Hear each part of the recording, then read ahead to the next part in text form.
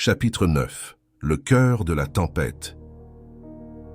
Sous le regard de la lune, qui veille haut dans le ciel nocturne d'Eridu, la tension accumulée durant la journée explose en une confrontation imminente.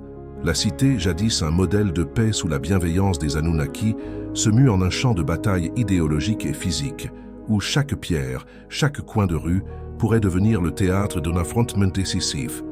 Enlil, avec la froide détermination d'un souverain qui ne tolère aucune menace à son autorité, met en œuvre son plan draconien. Des Anunnaki triés sur le volet pour leur loyauté inébranlable et leur force implacable sont déployés dans les rues d'Eridu.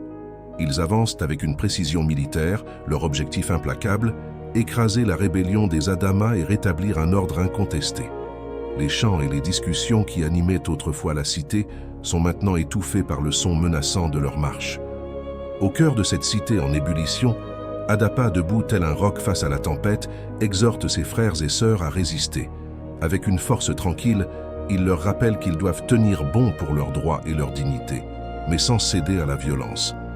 Les Adama, leur regard mêlant détermination et peur, comprennent que l'heure de la vérité a sonné. Moi, Enki, observant la tragédie se dérouler avec une douleur qui me déchire l'âme, je sais que je ne peux plus rester à l'écart.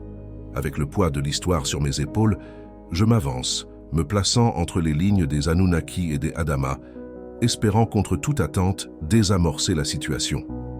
Mes mots, empreints de raison et de compassion, résonnent dans le vide de la nuit, accueillis avec méfiance et hostilité des deux côtés. La confrontation atteint un point de non-retour lorsque Enlil, furieux de voir ma défense des Adama, ordonne l'arrestation d'Adapa. Ce geste, une trahison aux yeux des Adama, agit comme une étincelle dans un baril de poudre. Ils se rassemblent autour de leur leader, un bouclier humain prêt à tout pour protéger leur droit à l'existence et à la liberté. Le chapitre se termine dans une atmosphère électrique, un mélange de désespoir et de défi.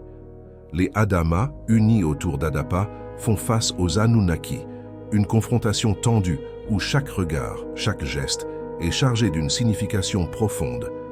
Moi, Enki me tenant entre eux, tente désespérément de trouver un terrain d'entente, une issue pacifique à ce conflit qui menace d'engloutir tout ce que nous avons construit.